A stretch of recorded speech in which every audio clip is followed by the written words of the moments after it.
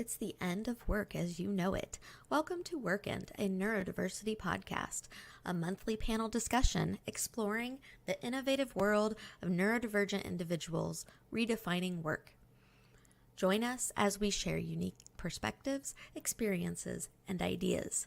Brought to you by Umbrella US and hosted by the fabulous Salena Gavin. This platform features candid conversations with neurodivergent self-advocates and allied community members. Gain firsthand insights into their journeys and discover how ND traits have become powerful assets while challenges continue to be present.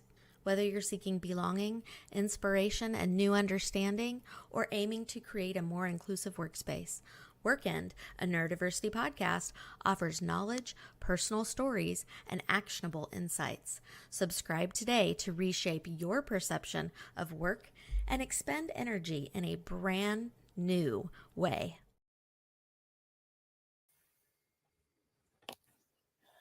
Hello, everyone. It is me, Salena G. I'm back. I must apologize for a neurodivergent moment I had last podcast, but I think everybody here can understand where I'm coming from. This is a live. First, let me describe myself. I always forget this. Okay, my name is Salena Gavin. I have very curly hair. It's black and blonde. I have on a pink shirt. I'm at home today, sitting in front of a lamp and a very beautiful mirror. I think that's it. Did I do well with that? Because I never do. Oh yeah, I'm African American. I'm Black. It's okay to call me Black. Okay. Let me go on to tell you a little bit about what this podcast is. It's a live discussion panel, and we want to provide the opportunity for everybody to chime in. We have a comment section, like it's on your right-hand side, so you can definitely grace us with your comments. All comments will be valued and considered as we continue to work together toward a future success. Please remember, embrace curiosity, different perspectives and opinions. We ask that everyone remember that we're all at different levels in our neurodivergence, and some of us aren't even neurodivergent. We may have people here trying to learn more about us.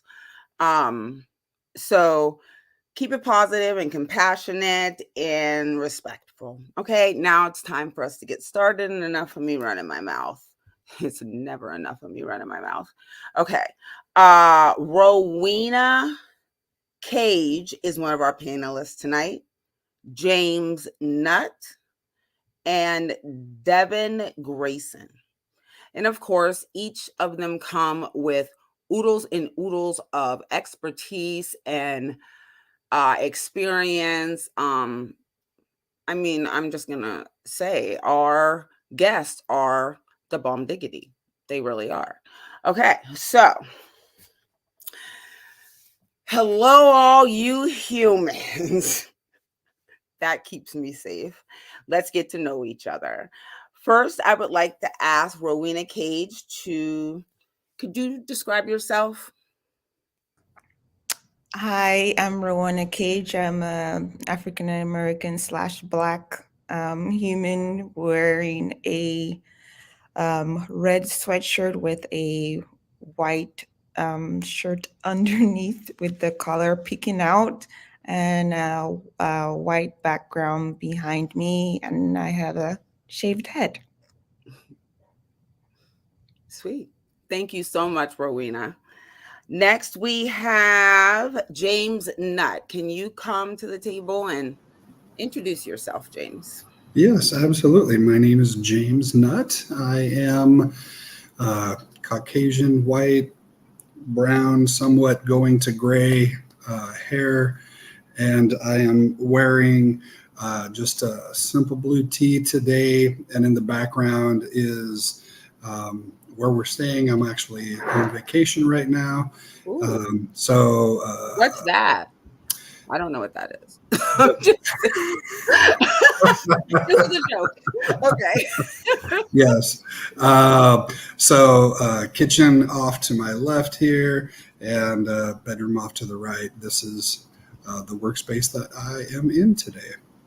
Okay. Thank you for that, James. You're welcome. And Devin, last but not least, how about you? Hi, happy to be here. I'm Devin. I am white person with brown hair, wearing headphones with my beautiful Happy Holidays sign behind where I am. And coming at you from Chicago. Thank you so much, Devin. I'm sorry if you happen to see some pink hair on the screen. My dog is having a very hard time with me not paying attention to her since I just got the door. So we're going to do this together. All right. This is going to start. Each question will get 15 minutes. Well, the whole thing will be 50 minutes. Each question 15 minutes, and each person will be given 5 minutes to respond. I want you to get as much in and say everything that you need to say, but sometimes I have to kind of put my finger up to say, cut it short, and maybe we can come back to you, but we have to get the other person's perspective. Okay. And so you know what? That's all, because, I used to have to read this verbatim, but now I don't have to do that anymore. The first question, I would like for you to talk about your personal identity, who I am, and your work identity. Okay, so 15 minutes. We're beginning with James. Wonderful. Well, thank you for this opportunity to share, Salena and Umbrella US. So for me as an identity and then my work identity, I think this is something that, at least in my circle of friends and growing up, people identified with what they did as their identity. I'm a truck driver and I'm an architect or XYZ, fill it in. So whatever your job description was, that's how you identified. And I think I 100% do not identify that way. I've had a myriad of jobs throughout my life, and I wouldn't say that I identify as being any one of those particular things. First and foremost, I'm a human, and I try to, and many days unsuccessfully, but try to be the best one of those that I can be. It's a process. It's a long process. It's a struggle. Trying to find compassion and, just setting aside, ideas and thoughts and just trying to be the best person that I can be. So with me, I identify as, if I were to, put a label, I would say I am an artist. I love pretty much everything about creativity and not just what I can do with it, which is limited, but seeing how other people use their skills and talents to create art. So I very much appreciate that. And even though that I don't make a living with any sort of creative outlet, it hasn't stopped me from trying to do that or having done that. And keeping that as kind of a central focal point as, what the next thing could be for me. Career path wise, I like I said, I do or have done many different things that I think, and you had mentioned this. Well, actually, AJ had mentioned this. I think like we're all servants, like civil servants, or helping those around us. I think that's where I've gravitated with a lot of the work that I have found, because I find that meaningful. And so it's less about the kudos and the accolades of what I might achieve outside of that, or a salary even for that matter. And really just trying to find happiness in just existing every day with what I do. I think that's it for me. Thank you. I want to say I'm sorry because Rowena, you were actually supposed to go first, so forgive me. I will fix it later on. I just wanted to, James, you made a point when you said in past time we were identified by our job.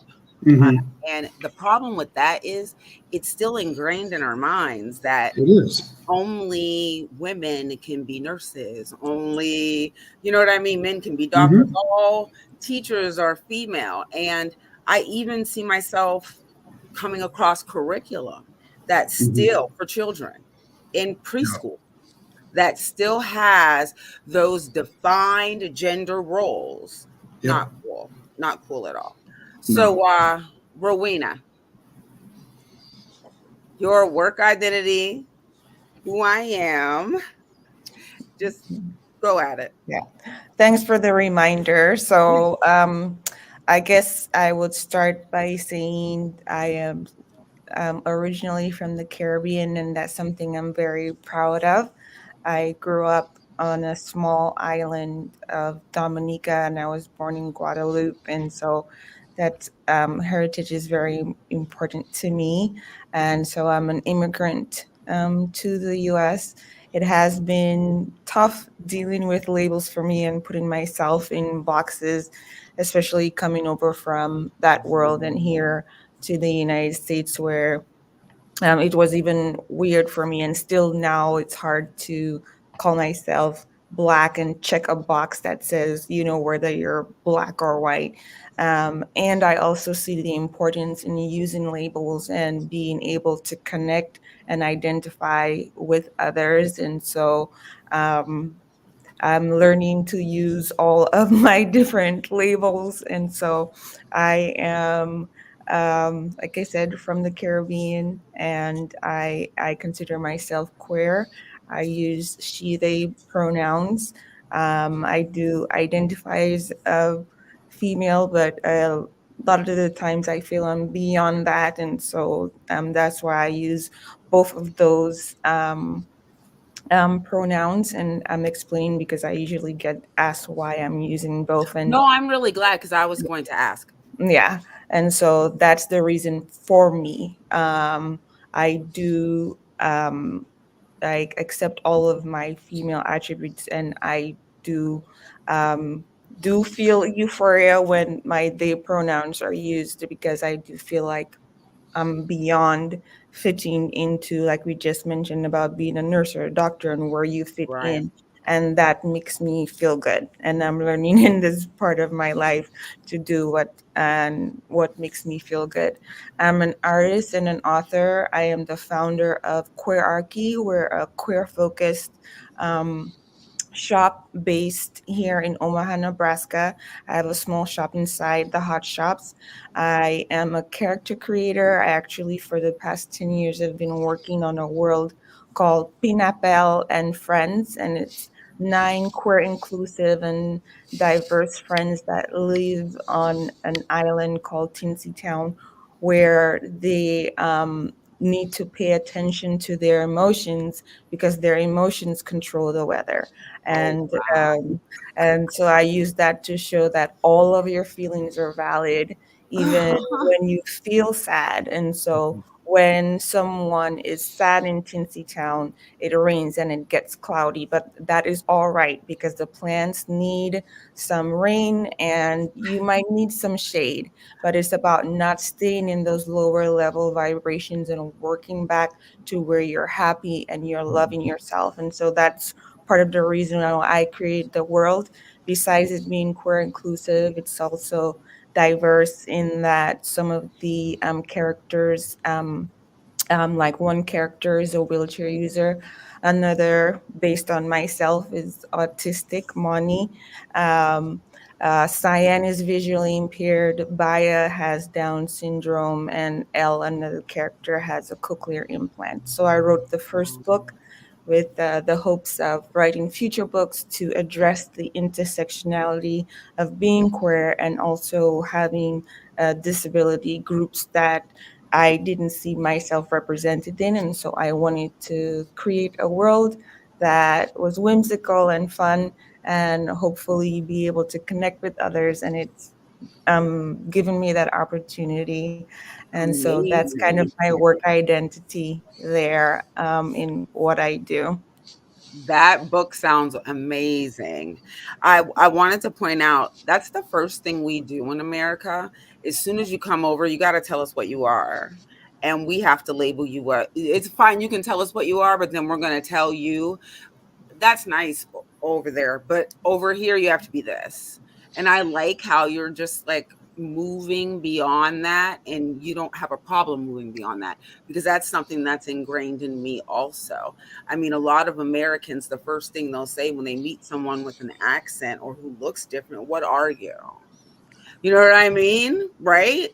So it's Yes. ridiculous. Yes. Okay, last but not least, Devin.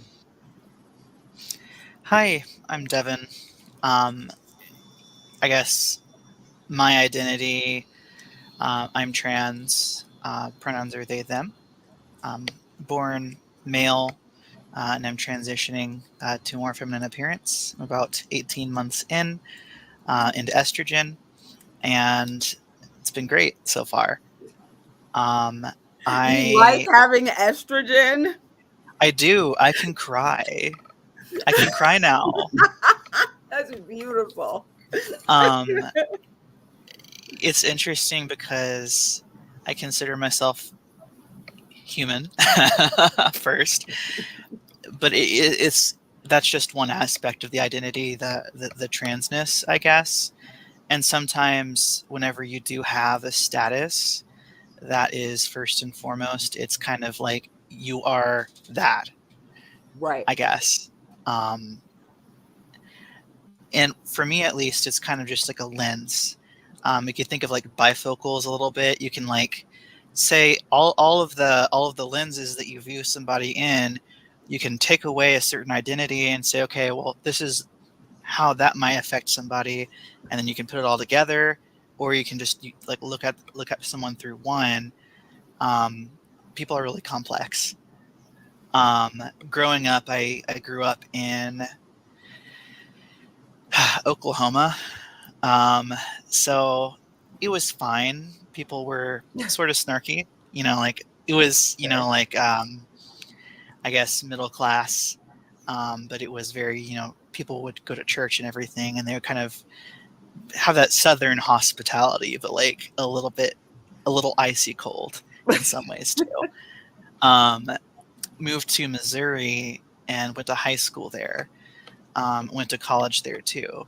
And then I moved to Chicago a few years ago, and I'm married to Wow. my wonderful wife. And so, at least for my identities as a queer person, and just someone, I guess, who grew up feeling a little different and communicating a little different, and kind of being chronically online. I grew up online too. Playing online games and everything.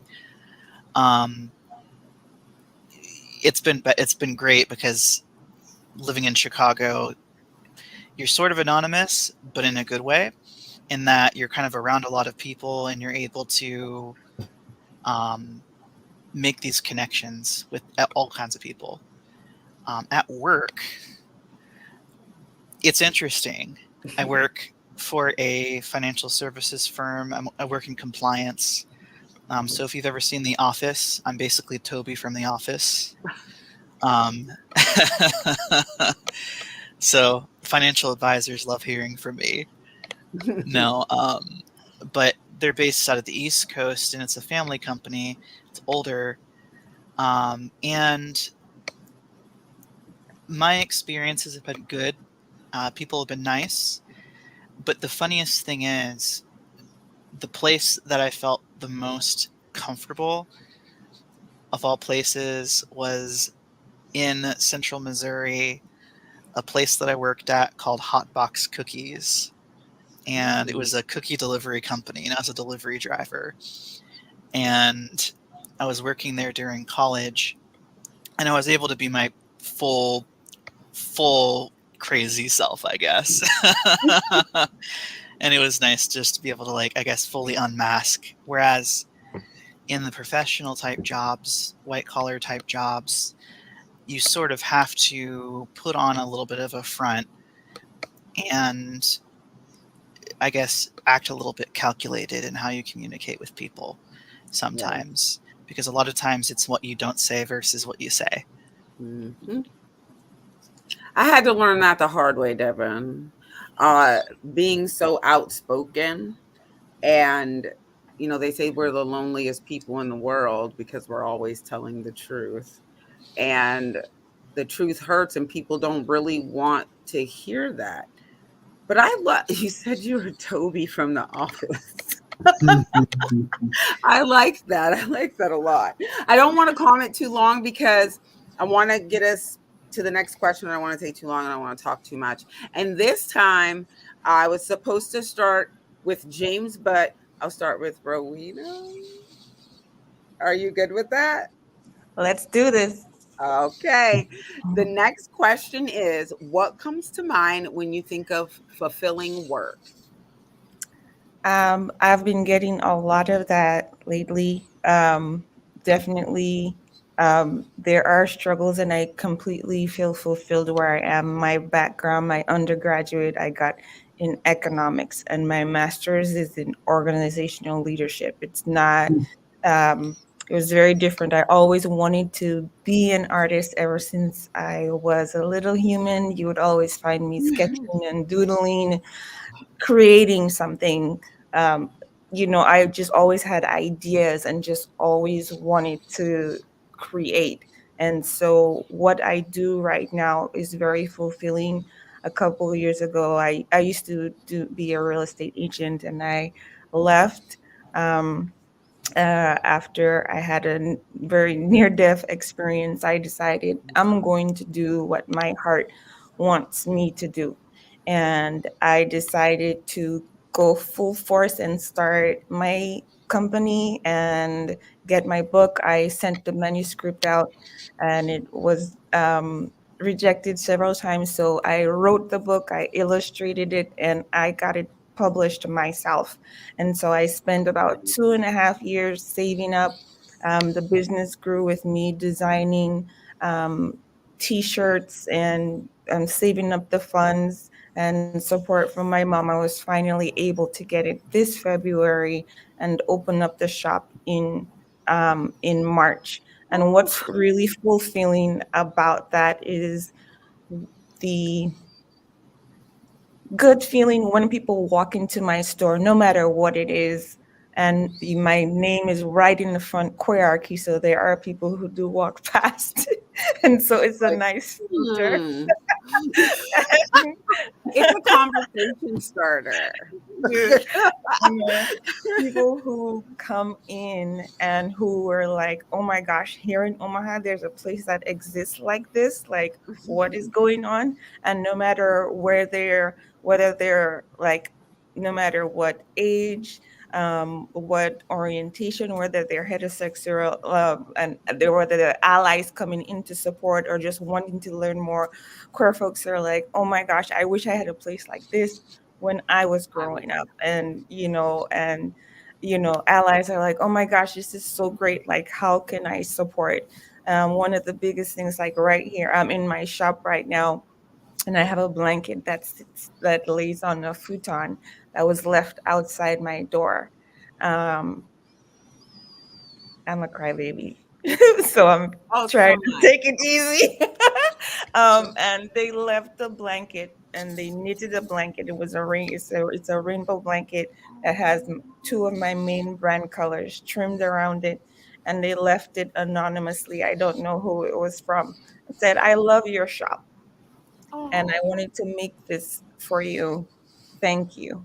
And I get little things dropped off like that, and it just all you means so need. much to me and just fills up my heart. And even though it's tough, I with my disability going in every day, and people see me as an extrovert, but I still have to gear myself up. And I do have a people meter that I get to a certain point and I'm like, I can't, I have to stop. And Enough. this is just this, and what I do right now is just so fulfilling. And I wake up every day, even the days where I hurt all over, I still want to go in the shop. I want to see who I get to interact with, who I can connect with, and the connections that I have made over the past few years have just been so amazing, and it makes it really fulfilling to do what your heart really wants to do. Thank you so much, Rowena. I wanted to say something. I know how you said like people walk by your store and come in your store and like, oh my God, they can't believe that exists in Omaha. Well, Rowena, I didn't think Black people existed in Omaha, Nebraska. And AJ's like, I'm going to Nebraska, and she's like, I have an African American or a Black. I said, where? Oh, are you serious? So when you must know, soon as Yes. got there, she messaged me, said, I just met who I'm supposed to meet, and guess what? She's Yeah. wow, we do live in the Midwest. Yeah, I just have to say, when I was moving to the country, and people back home, and people had never heard of Nebraska, and they're like, "Are there Black people here? Like, are you sure? Is it next to Alaska?" Like, they were like trying to figure out like what this place was that I was going. And then why did you go there? Like, you know what I mean? I love it. Okay, next, to get back on track, but Devin, did you want to go next? Oh, yeah, sure. Okay. What was the question again? Fulfilling the work? question is, what comes to mind when you think, yeah. I probably should have stopped a little earlier, but. Oh, you're good. No, it's fine. Okay. I kind of con myself into believing that like the job that I currently work, like just generally, you know what I mean? Like wherever I am, I'm like, okay, cool. It's fulfilling because, hey, it makes a difference in a small way. Like I worked as a meter maid for a second as well, like in college. And it's like, okay, how can I spin this to be like a positive thing? How did you do that?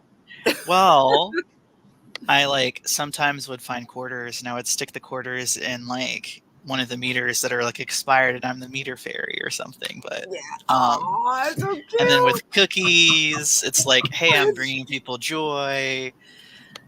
With the compliance, I'm like, well, hey, I guess I'm helping people not get scammed. Fulfilling work is hard because it's an interesting thing, because it's like that thing where like whenever you do something fun and then it becomes your job, it kind of is not fun anymore. Loses the fun. But also there's the phrase of like, if you do what you like, you're never working a day in your life. So it's like really weird, I guess. But for fulfilling stuff, at least I got my degree in social work of all things.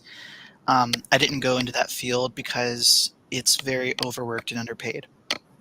And I want to raise a family, and that's not conducive to that. So I still, I guess, can kind of consider myself a social worker. And I started an organization called Trans Rally that I do on the side, alongside, everything else that I'm doing.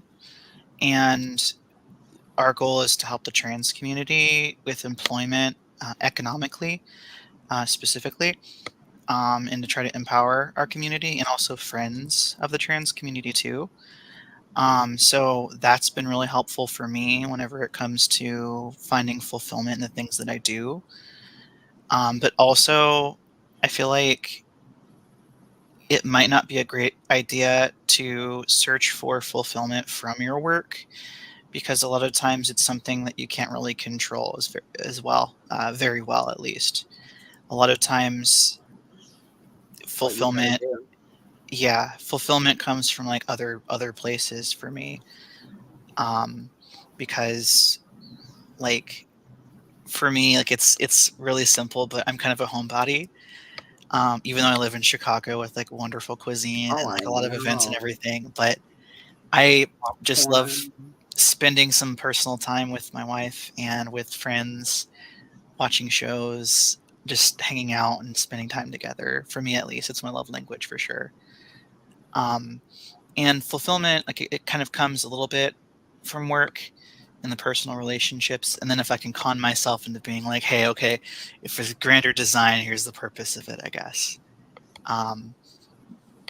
Yeah. Is that everything? Yep, that's it. Okay. All right. I'm sorry. It was just so abrupt. No, sorry about my bad. I do like a lot of what you said, especially in regards to just acknowledging, like, hey, the work is not fulfilling. You know what I mean? Let's just be honest. It's not fulfilling. But in some way, you can find or motivate yourself to make it that way. So it's fulfilling to you at that time and for as long as you need it. So I definitely get that. Kind of in that predicament now. I love my students. I love them. Kids are the best. But I work for an agency who I don't think I let's move on. Okay. I still want my job. Okay. Okay. All right. Wrapping things right up. Okay, with you, James. Yeah, man. Well, that's a tough couple acts to follow there. Some really inspirational stories, and thank you for sharing them both with me. It's actually good for me to hear people that have had successes in their side hustle or their main job or whatever it is that they're seeking to do, because I too have other plans in mind for fulfilling employment. Currently, I am an insurance agent. I work with in the predominantly right now it's Medicare, and we just had annual enrollment, and that's a monster slog, and it's a complex animal. It's insurance, it's health insurance, and it's for like 68 million Americans, and a lot of them really are not very technically sound. And a lot of the stuff we do is not the way that they grew up doing them. They want to do things in person, and they don't want to share things over the phone, and they don't know how to use a computer, or there's limited communication.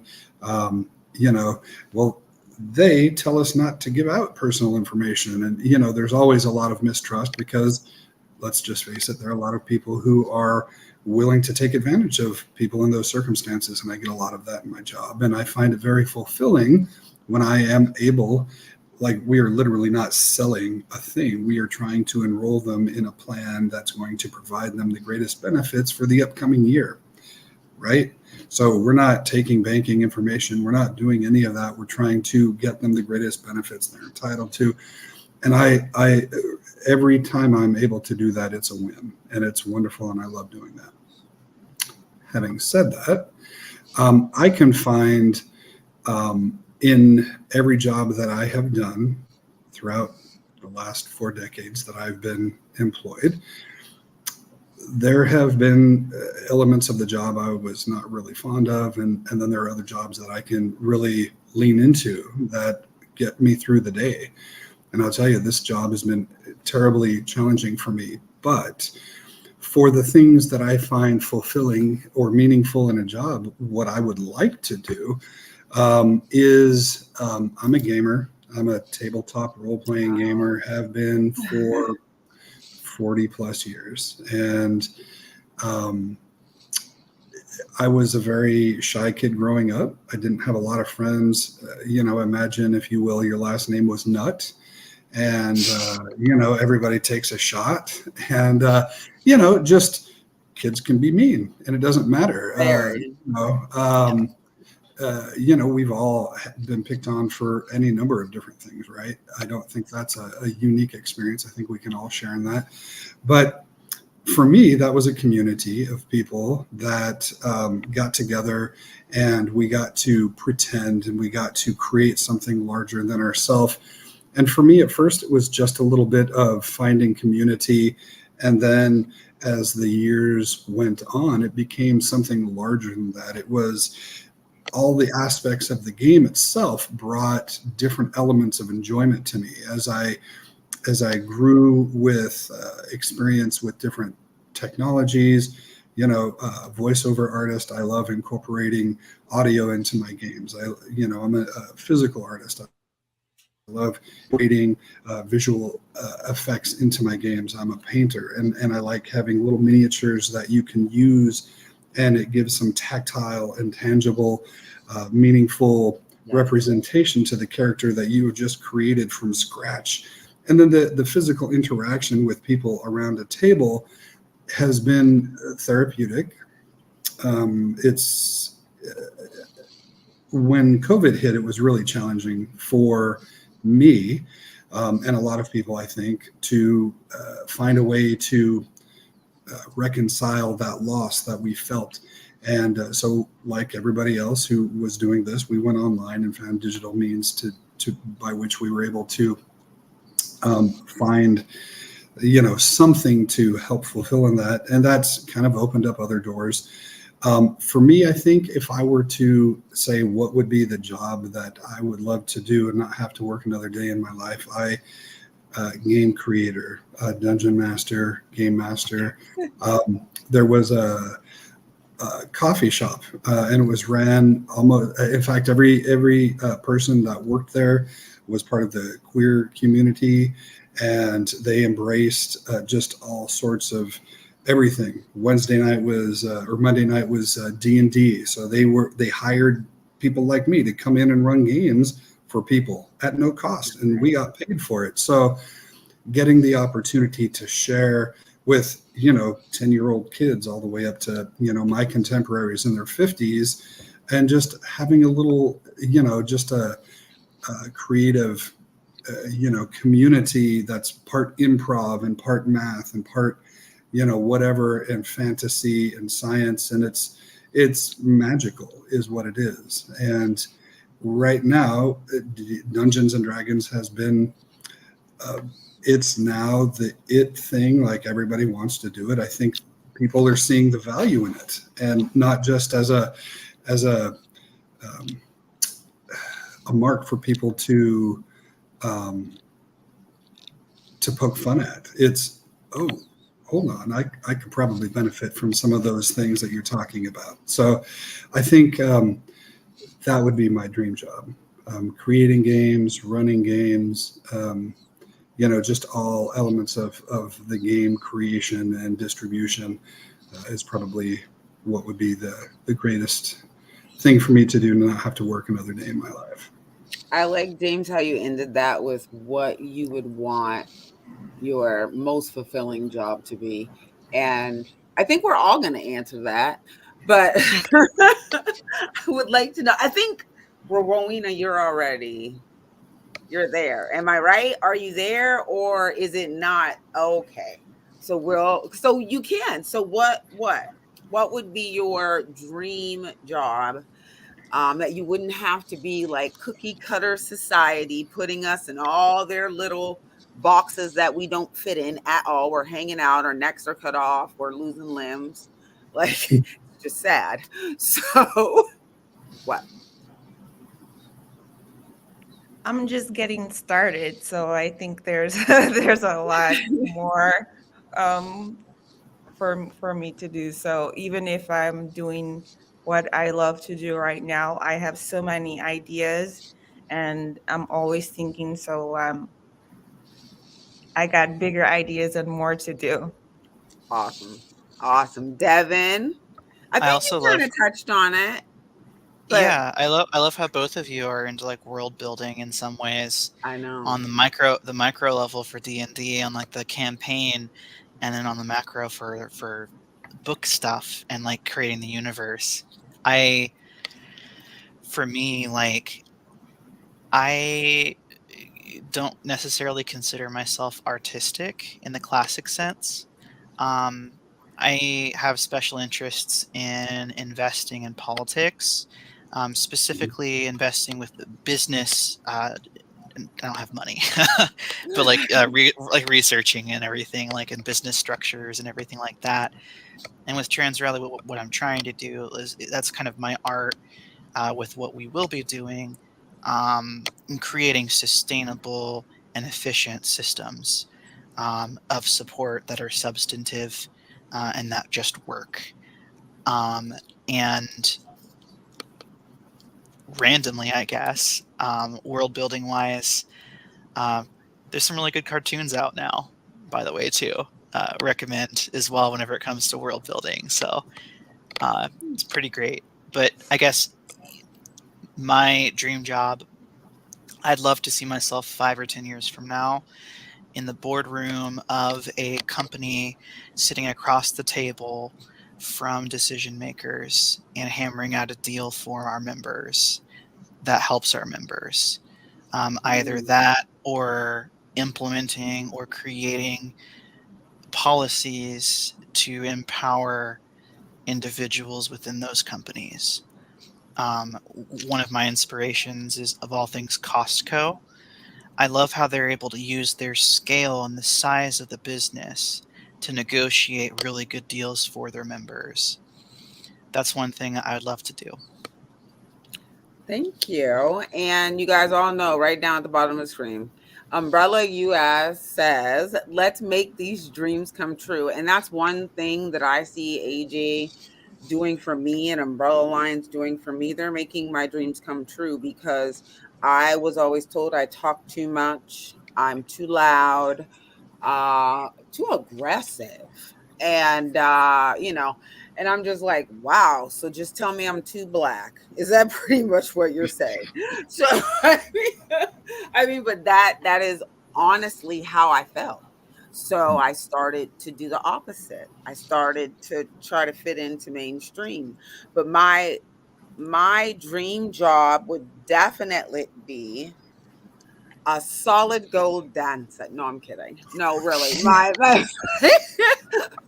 dream job would be to be in the Umbrella Alliance, but also I'm a certified school psychologist.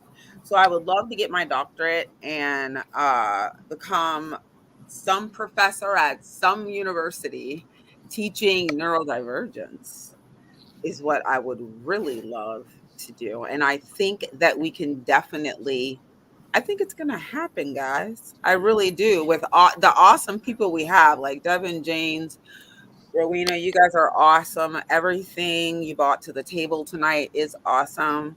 I'm sorry I was late. Please forgive me. But does anyone have any last comments that they just want to throw out there? Rowena, go ahead. Okay. The one thing, and I just wanted to, I don't know if we still have time to touch upon it, but No, you're how, fine. Yes. what we do, what we can do, like as we do the work. And we've kind of all touched on it in different ways. And yes, my business is queer focused. That another main mission of mine and the company, and as we grow, is about self-love and self-care, which is why my characters, and I am holding up my book right now of my characters in there. How do I get And that book?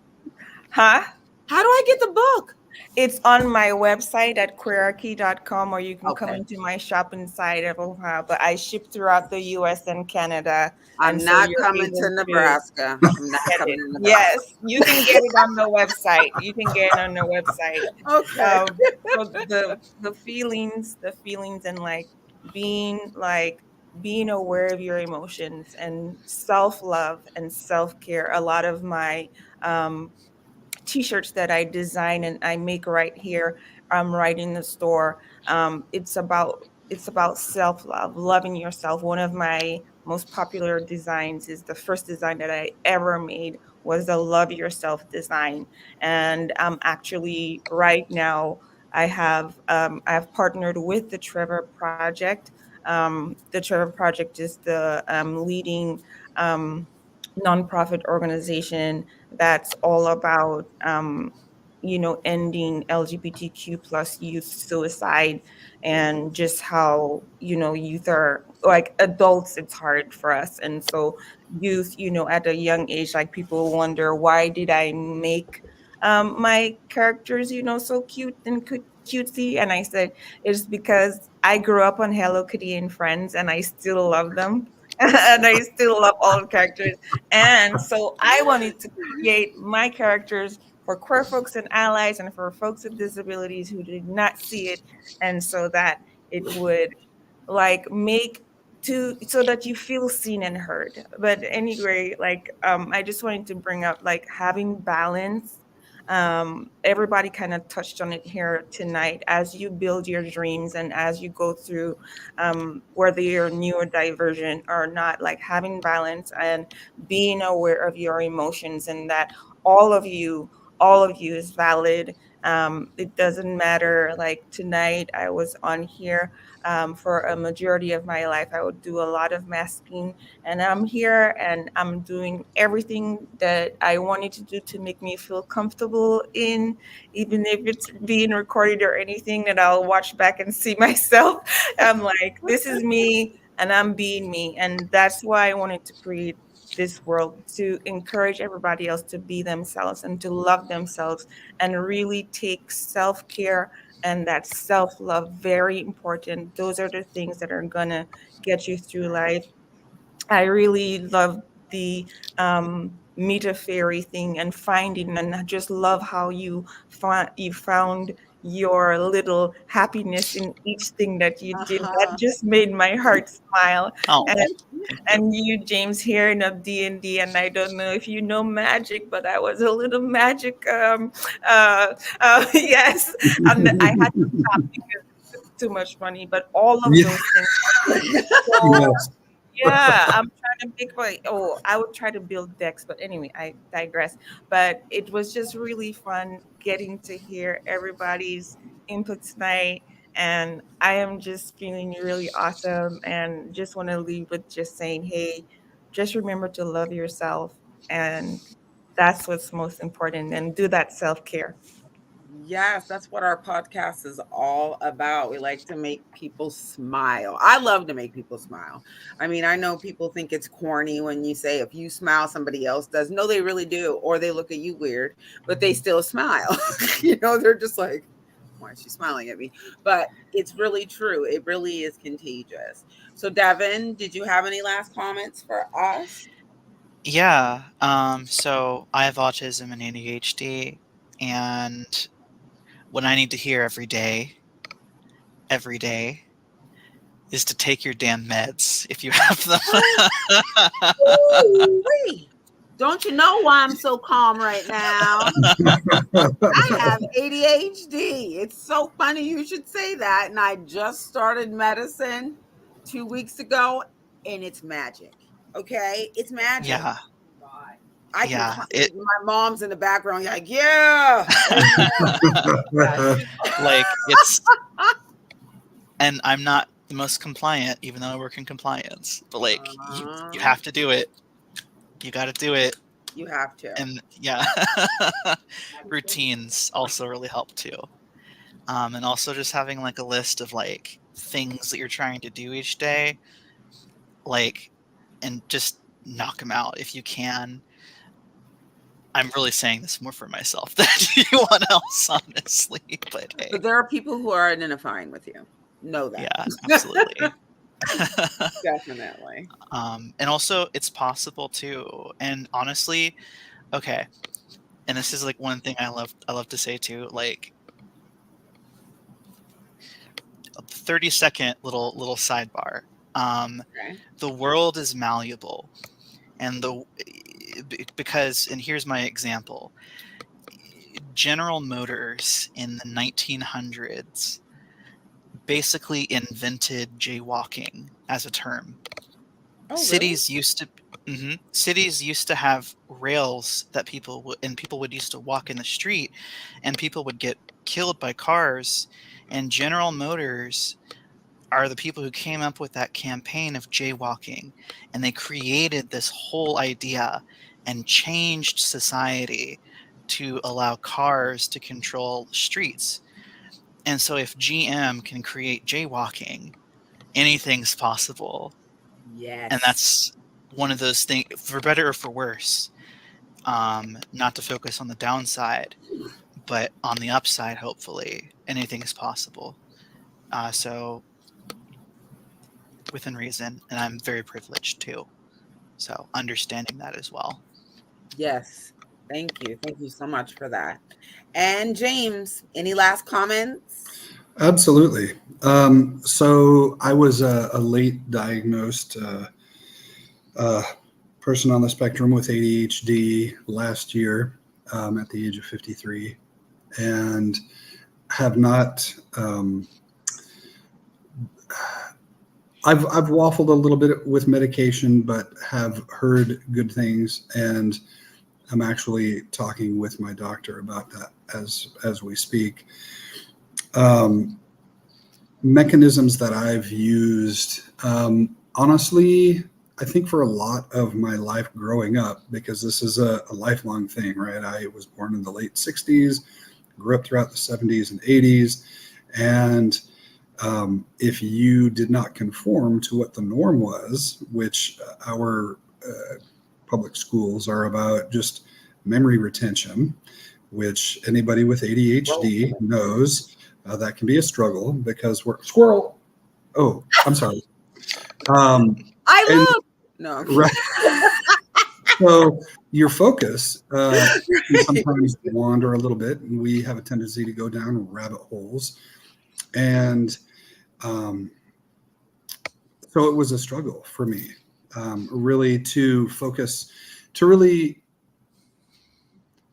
into anything that required like study or application or focus. And I think in part, that's why I gravitated so heavily towards the artistic community, because that was something that was just part of me. I could just create, give me a rough framework of what it was, and then I could do it.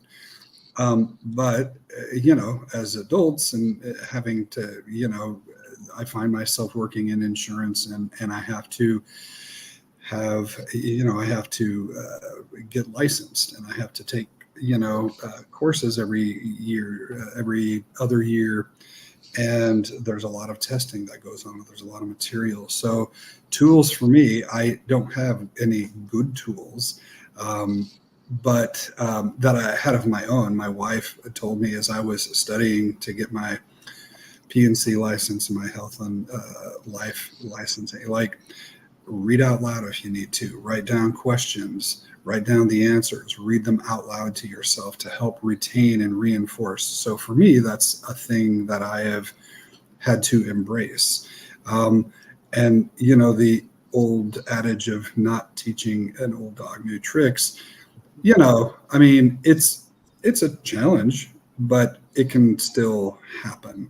So even at my age and having to do all the things that are expected of me for my job or for anything else, there isn't I can't because of. Now I may have some challenges to overcome. We all do. It's just how we manage to look at those obstacles and how we can proceed forward. Some of us have better support systems than others. Sometimes medication helps. I'm actually looking forward to that as well, to balance out some of the, just to allow me to focus a little bit more.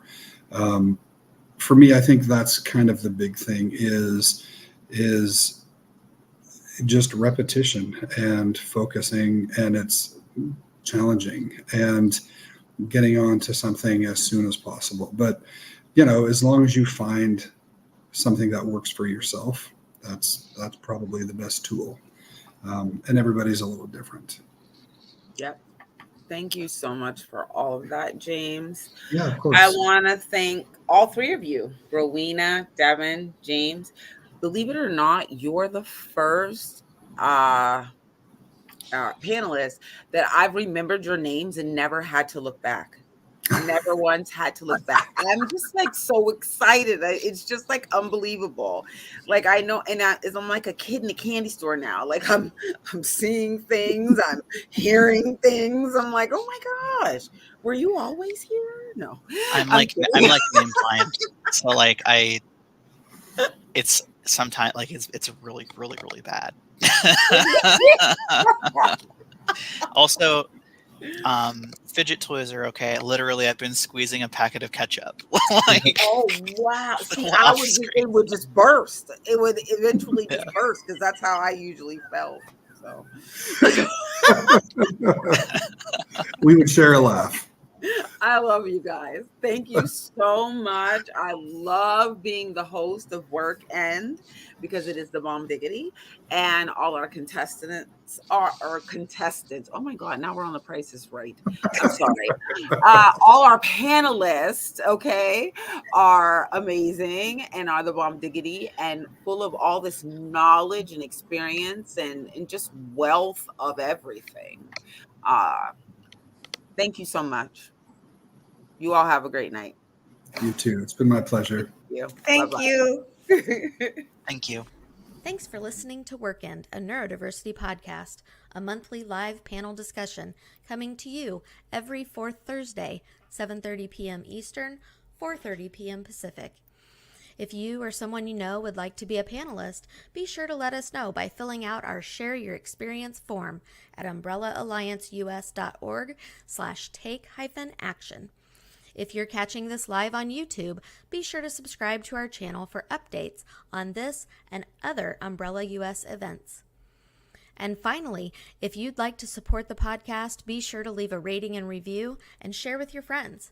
To donate to Umbrella US and learn all the latest from us, visit us at umbrellaallianceus.org and follow on your favorite social media platforms. Thanks again. See you next time.